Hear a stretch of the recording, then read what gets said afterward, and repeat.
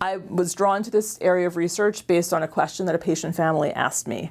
And that question was, why did my child develop cancer? And the answer to that question was not available in the medical literature when the question was first asked. And what I realized was we had many patients and families that we cared for, lots of patient samples, and we had the tools that we both had in hand and were able to develop to start answering that question of why does cancer develop in BWS?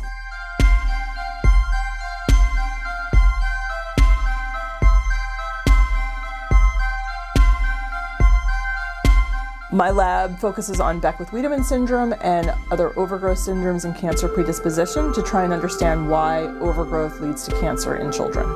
Our lab focuses on the translation between patient care and research. To do that, we collect lots of samples from our patients and are really trying to understand how normal growth turns into overgrowth to cancer. We do that through a number of technologies, including developing cell-based models for these different tissue types that are affected by overgrowth and cancer in these children. And we also have lots of patient samples through the BWS research registry that we've created. Working with patient families drives our research questions. The questions that we address in the lab are ones that have originated in the clinic, and we're basically trying to identify and fix gaps in the care we can provide our patients by understanding the basic mechanisms of disease.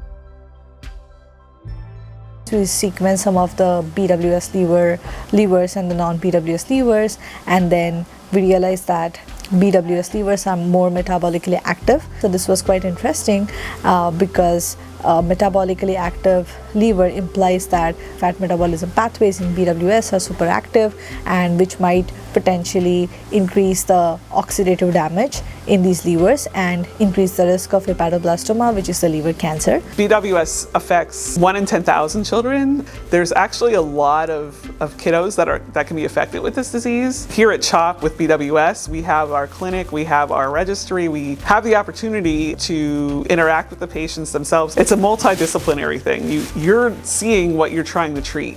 You have the opportunity to actually help a kid with BWS with the research you're doing. It's not like you're trying to check a box in a scientific paper or you just want to publish something. You're out there trying to actually help kids with a disease. Well, out of undergrad, I wasn't entirely sure what area of research I wanted to specifically focus on, and this lab is great for that because we have a lot of different aspects: the genetics, the oncology, histology with the tissue collection. So there's a lot of different areas that I get to work in, and that's helping me understand what I want to do. We have a good atmosphere in the lab. It's very collaborative and definitely very supportive.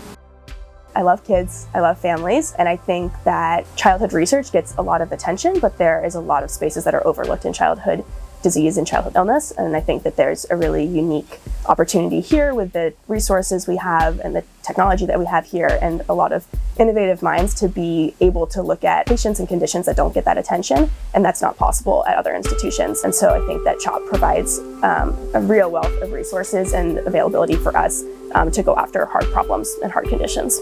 BWS is a really fun and interesting disease to study. It's really challenging. There's not good models. There's not very much understanding in the field, and there's very few groups that are working on it. But we get the opportunity to really try to push boundaries and try to bring solutions to families that don't really have any other options.